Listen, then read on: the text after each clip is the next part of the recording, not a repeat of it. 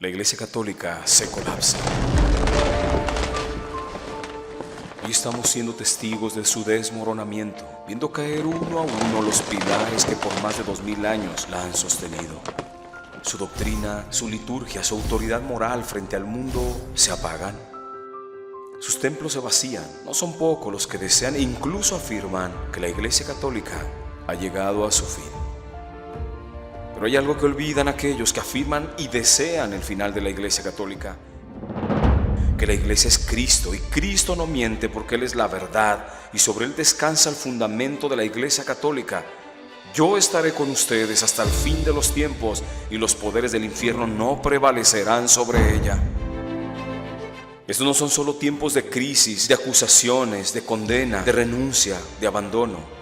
Son tiempos sobre todo de oportunidad para la santificación, de demostrar que hoy se debe ser un católico radical, auténtico. Católicos que lejos de abandonar, conocen, aman, proclaman y embellecen a la Iglesia, la única Iglesia de Cristo, el único Señor. Son tiempos para ser católicos en serio.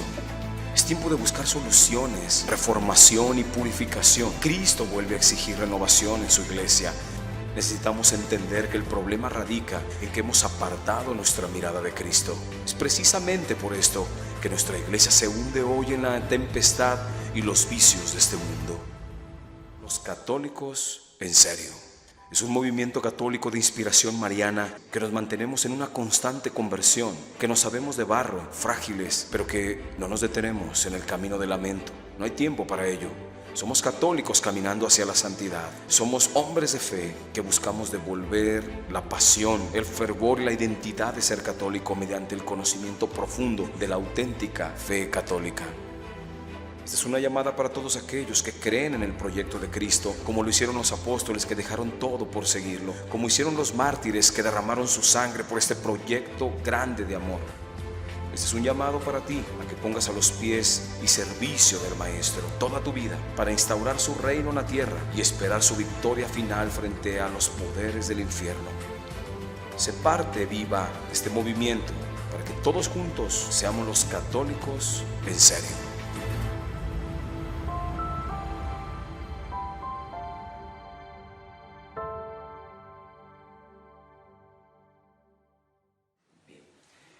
Vamos pues a iniciar con este tema importantísimo de los actos humanos. Lo decíamos ya nosotros en la primera sesión, que el ser humano se compone de actos, comportamientos. Todos nos estamos comportando día y noche, siempre, siempre. A reserva de cuando nuestra conciencia está suspendida, por ejemplo, cuando nos vamos a dormir, en ese momento no somos conscientes de nuestros actos, por eso tú vas a hacer actos que tú no tienes contacto con ellos. Estás soñando, estás haciendo algunas cosas.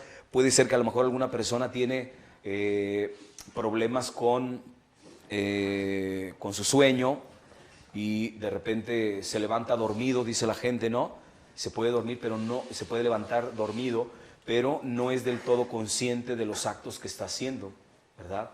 Una persona sonámbula que se levanta puede realizar acciones que definitivamente no es consciente él, porque ahí no tiene contacto con su conciencia. Por eso sus actos o comportamientos en ese momento pues no se pueden juzgar de si son buenos o son malos, pero siempre nos estamos comportando nosotros, ¿de acuerdo? Ahora bien, hay comportamientos que uno los categoriza como ese es un comportamiento bueno o es un comportamiento malo. ¿Cuándo empezó el primer comportamiento? ¿En dónde podemos ver nosotros el primer comportamiento desordenado o equivocado o desajustado o malo del que tenemos razón nosotros? Y nosotros tenemos que remitirnos obviamente ¿a quién? A Adán y a Eva, ¿sí? Porque son los primeros hombres y en ellos empezó los primeros comportamientos humanos. ¿Cuándo empezó el comportamiento inadecuado o desordenado o malo en estos hombres, Adán y Eva? ¿Qué pasó ahí? Bueno, según nos narra a nosotros el libro del Génesis, Eva estaba en el jardín donde Dios los había colocado y de pronto apareció una persona que está precisamente personificada en en una serpiente, que es el maligno. Se presentó y fíjense qué interesante es esto, y aquí es donde vamos a empezar a explicar a veces por qué nos comportamos como nos comportamos. Todo tiene que ver con nuestra inteligencia. Aquí, en la inteligencia, empiezan los comportamientos. Aquí es donde dan origen los comportamientos. Como tú te comportas, su origen está aquí, en la cabeza, no en el comportamiento como tal. Oye, ¿tú por qué decidiste venirte a este extremo del salón? Bueno, porque primero lo pensé. Aquí empezó primero. Yo me trasladé, decidí irme para allá, porque primero me llegó la idea, será mejor irme para allá. Todo empieza aquí, si me doy a entender. En Eva pasó exactamente lo mismo. Todo empezó en su intelecto, en su mente. ¿Qué pasó? Cuando se le presenta el maligno, le empieza a decir, oye, así es de que ustedes no pueden comer de todos los árboles. No, si podemos comer nosotros, solamente hay uno que no, del que no podemos comer los frutos. Fíjese cómo el demonio, que es inteligencia pura, se mete a la mente de Eva para empezarle ¿a qué? A distorsionar la verdad. O sea, Eva tenía ya una verdad que Dios les había transmitido. Ustedes pueden comer de todos los árboles frutales, menos de uno, menos de ese que está ahí en el centro, ¿no? Ella ya tenía la verdad, ya se lo había revelado el Señor, ya le había dicho cómo es la realidad. Todos pueden comer, menos de aquel. Pero cuando se presenta este personaje, le va a distorsionar la realidad y le va a decir, no es cierto. O sea, esto no es cierto. Como te lo dijeron, no es cierto. Entonces, el maligno, que es inteligencia pura, es un ser personal que tiene un intelecto que nos supera a nosotros. Absolutamente, no nos podemos comparar nosotros con un ángel, porque el demonio es un ángel. En este duelo intelectual que hubo entre el demonio y Eva, es obvio que el demonio iba a distorsionar la realidad y Eva iba a terminar por ceder ante esta propuesta que le hizo el maligno. Pero fíjense cómo empezó a cambiarle primero la realidad. No es así. Es que si tú comes de ese árbol, entonces vas a tener estas nuevas categorías. Vas a ser como Dios. Vas a empezar a tener unas dimensiones distintas. Entonces Eva, al distorsionar la realidad, obviamente comienza a ceder. Y dice, bueno, pues voy a probar de este fruto. ¿Por qué? Porque al distorsionar la realidad, pues Eva va a actuar de acuerdo a cómo le presentaron la realidad, ¿verdad? Que esto, ustedes, y lo vamos a ir esclareciendo, esto le empieza a dar un parecido al comportamiento de hoy.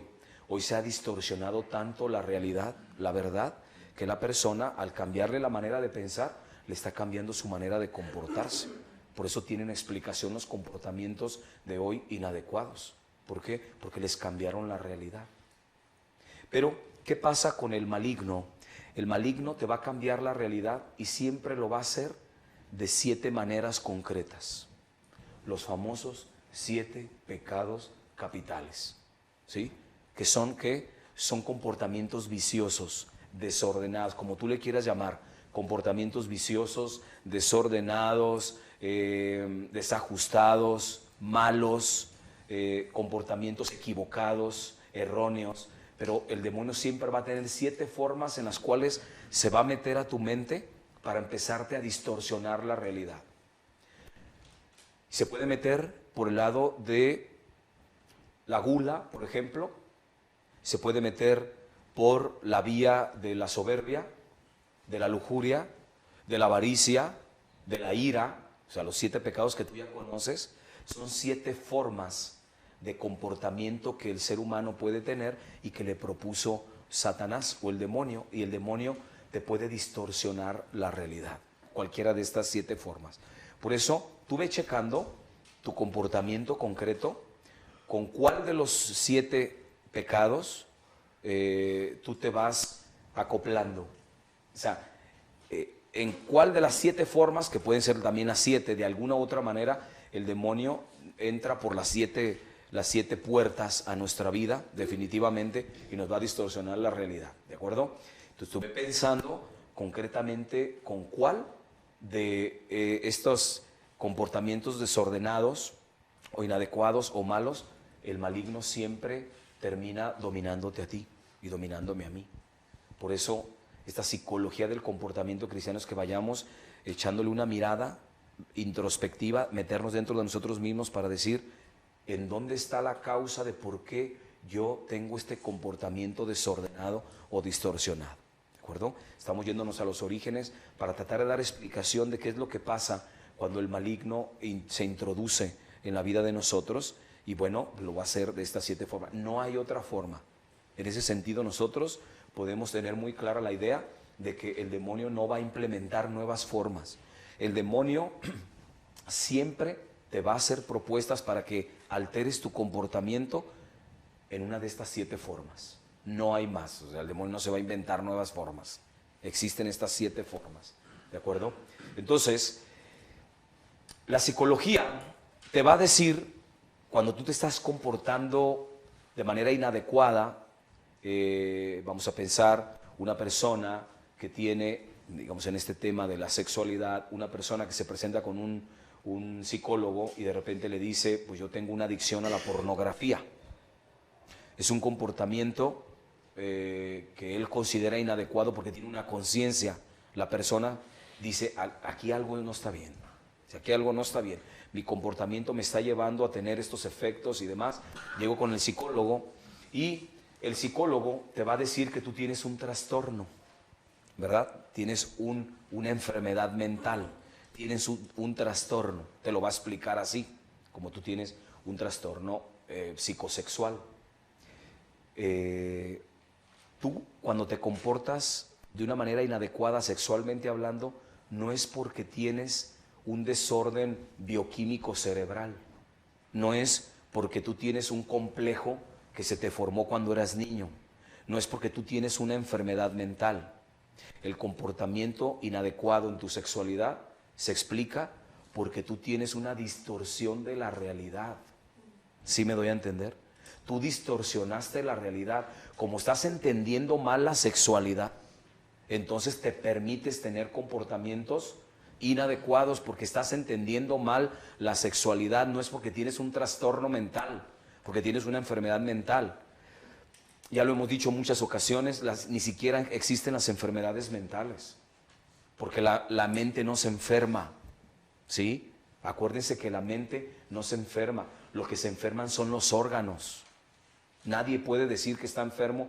Una persona que dice yo estoy enfermo de la vista, es erróneo decirlo así, porque la vista no se enferma. Tú te enfermas del ojo. Tú estás enfermo del ojo. Y como efecto es tu visión que tú tienes. Como tengo enfermo mi ojo, luego entonces mi visión se ve distorsionada. Pero no es que esté enfermo de la vista. Esto es absurdo. Estoy enfermo de la vista. No. Cuando nosotros decimos que una enfermedad mental es, ¿y dónde está la mente? ¿Ustedes han visto la mente? Yo veo el cerebro, no la mente. Entonces se puede enfermar mi cerebro. Entonces, cuando yo me comporto con una conducta inadecuada, no es porque yo tengo una enfermedad mental o tengo un trastorno mental. Es que yo lo que tengo es que un desorden en mi mente, una percepción equivocada de la realidad.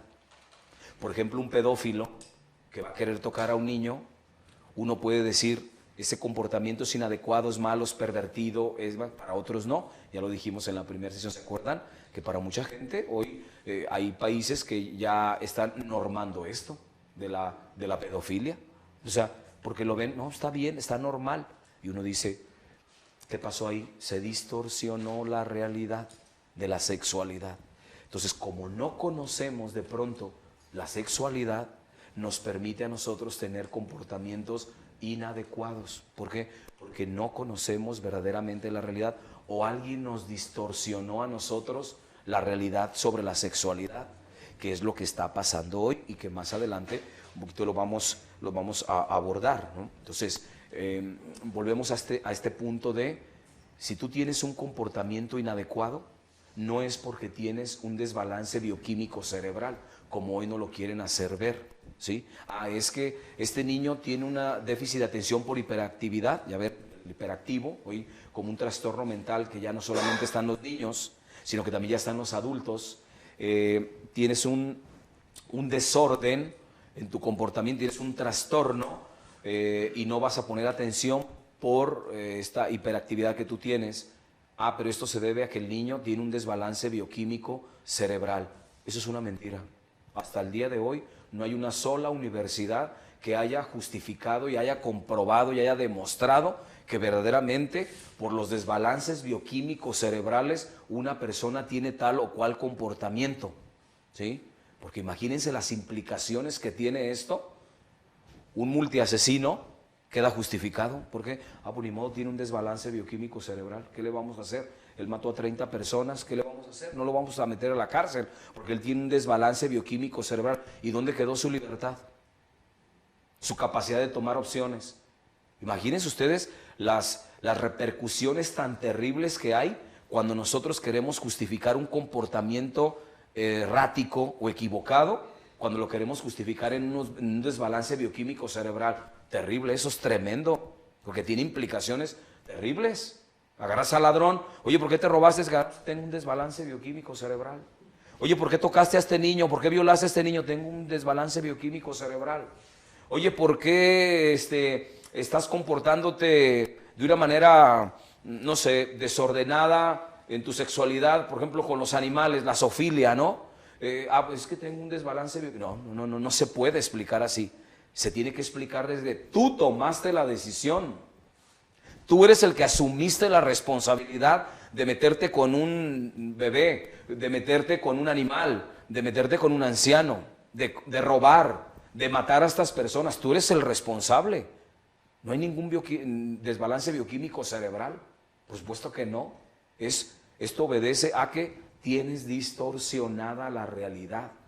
El pedófilo lo ve como bueno y lo ve como noble y lo ve como verdadero tocar a un niño.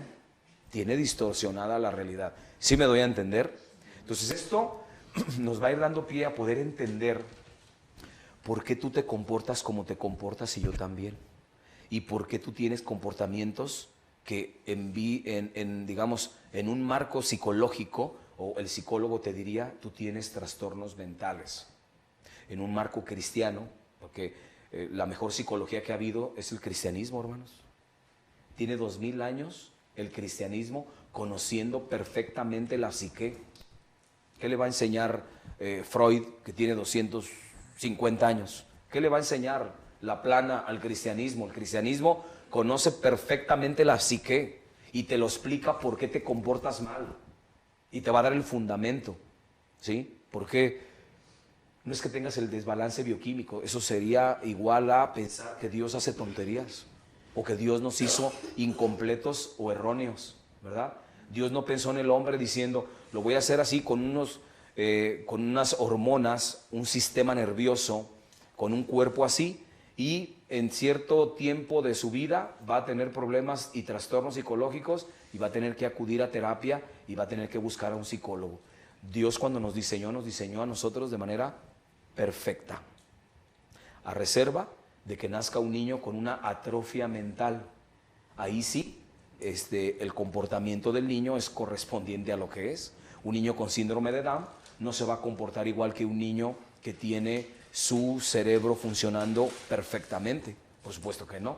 O sea, no va a corresponder a su sistema nervioso que tiene el niño, ¿sí? Por eso no hay que buscarle explicaciones al comportamiento inadecuado en desbalances bioquímicos cerebrales, en traumas que te formó tu hijo, o tu mamá o tu papá, porque a lo mejor te violaron. Por supuesto que hay un impacto, hay una marca mental neuronal que te generó el que hayan abusado de una persona, por ejemplo, cuando era pequeña. Por supuesto que hay una marca mental neuronal ahí, pero esto no lo convierte en una persona que después esté abusando de más personas, porque pareciera, a veces la psicología lo ve como de una manera muy matemática. Tú tuviste una violación cuando fuiste pequeño, luego entonces tienes una de dos: o vas a violar a niños tú también, o vas a ser una persona muy retraída que... Pues no, pueden pasar muchísimas cosas, muchos comportamientos. Yo he visto en terapia personas que han sido abusados por sus padrastros, o el hermano mayor, o por un tío. Pues yo los he visto así, y no todos tienen el mismo comportamiento. Si todos los que fueron violados tuvieran el mismo comportamiento, tienes razón tu psicólogo al decir esto es igual a... Tú tuviste un papá así, una mamá así, luego por eso ahora tú te comportas así. No, así no es. Así no son las ecuaciones para evaluar el comportamiento de un ser humano. Entra la libertad, entra la conciencia, la formación de la libertad, la formación de la conciencia. ¿Sí me doy a entender? Por eso esto hay que tenerlo muy claro. Si tú te estás comportando de una manera inadecuada o alguien te dijo, tienes un mal comportamiento en orden a esto, no le vayas a buscar explicación en tus desbalances bioquímicos cerebrales, porque es lo que te va a decir un psiquiatra y va a terminar dándote un medicamento que te va a descontrolar tu química que tú tienes, que Dios nos puso una química. Nosotros, acuérdense que nosotros somos física, química y electricidad. Nosotros tenemos un cuerpo, tenemos una bioquímica dentro de nosotros y tenemos una electricidad, es decir, todo nuestro sistema nervioso funciona a través de impulsos eléctricos, ¿sí? Las neuronas tienen neurotransmisores que se van comunicando la información. Dios así nos hizo de manera perfecta y estamos totalmente equilibrados, hermanos. Cuando salimos de las manos de Dios, salimos como un auto que sale de la agencia, sale con todos sus niveles como debe de tener. Las llantas salen en la presión que deben de tener, los líquidos de frenos en el nivel donde deben de estar, el anticongelante donde debe de estar. Sale el carro listo nada más para caminar, ¿sí? El Señor, Dios, cuando nos diseñó al ser humano, no nos diseñó distorsionados en nuestra psique, nos hizo perfectamente equilibrados en la física, en la química y en la electricidad, ¿sí? Por supuesto que las imperfecciones del ser humano nos permiten que tengamos, por ejemplo, una malformación física, que tengamos el uso hormonal o la bioquímica que tenemos nosotros, se nos puede alterar la bioquímica por alguna enfermedad. Entonces, por ejemplo, no sé si se han dado cuenta que ordinariamente cuando una persona se enferma de la tiroides, tiene una repercusión de manera inmediata en su estado de ánimo. La persona enferma de la tiroides de pronto tiene una repercusión en su estado de ánimo. Me tocó ver en una ocasión una persona que dice, de pronto yo me entristecí, como que ya no tuvo sentido mi vida y no me explicaba por qué. Y un médico que me vio me dijo, tú tienes problemas con esta parte muy concreta, en un órgano, ¿sí? Y entonces la revisaron y en efecto era esto. Entonces, cuando le empiezan a tratar físicamente esto, se compone, digamos, su estado de ánimo. Entonces, por supuesto que hay una bioquímica y que ante una enfermedad se nos va a modificar la bioquímica. Y por supuesto que tenemos una electricidad, los neurotransmisores que nos permiten también a nosotros tener todo este sistema complejo del sistema nervioso. ¿De acuerdo? Muy bien. Entonces, vayamos avanzando. Sigue al Padre Adolfo María en redes sociales. Búscalo como Padre Adolfo María o visita su página web padreadolfomaria.com o católicosenserio.com y mantente al tanto de eventos, diplomados y proyectos en los que puedes participar para ser un católico en serio. La Iglesia Católica se colapsa. Y estamos siendo testigos de su desmoronamiento, viendo caer uno a uno los pilares que por más de 2000 años la han sostenido. Su doctrina, su liturgia, su autoridad moral frente al mundo se apagan. Sus templos se vacían. No son pocos los que desean e incluso afirman que la Iglesia Católica ha llegado a su fin. Pero hay algo que olvidan aquellos que afirman y desean el final de la Iglesia Católica: que la Iglesia es Cristo y Cristo no miente porque Él es la verdad y sobre Él descansa el fundamento de la Iglesia Católica. Yo estaré con ustedes hasta el fin de los tiempos y los poderes del infierno no prevalecerán sobre ella. Estos no son solo tiempos de crisis, de acusaciones, de condena, de renuncia, de abandono. Son tiempos sobre todo de oportunidad para la santificación, de demostrar que hoy se debe ser un católico radical, auténtico. Católicos que lejos de abandonar, conocen, aman, proclaman y embellecen a la iglesia, la única iglesia de Cristo, el único Señor. Son tiempos para ser católicos en serio. Es tiempo de buscar soluciones, reformación y purificación. Cristo vuelve a exigir renovación en su iglesia. Necesitamos entender que el problema radica en que hemos apartado nuestra mirada de Cristo. Es precisamente por esto que nuestra iglesia se hunde hoy en la tempestad y los vicios de este mundo. Los católicos en serio. Es un movimiento católico de inspiración mariana que nos mantenemos en una constante conversión, que nos sabemos de barro, frágiles, pero que no nos detenemos en el camino del lamento. No hay tiempo para ello. Somos católicos caminando hacia la santidad. Somos hombres de fe que buscamos devolver la pasión, el fervor y la identidad de ser católico mediante el conocimiento profundo de la auténtica fe católica. Esta es una llamada para todos aquellos que creen en el proyecto de Cristo, como lo hicieron los apóstoles que dejaron todo por seguirlo, como hicieron los mártires que derramaron su sangre por este proyecto grande de amor. Este es un llamado para ti, a que pongas a los pies y servicio del Maestro toda tu vida para instaurar su reino en la tierra y esperar su victoria final frente a los poderes del infierno. Sé parte viva de este movimiento para que todos juntos seamos los católicos en serio.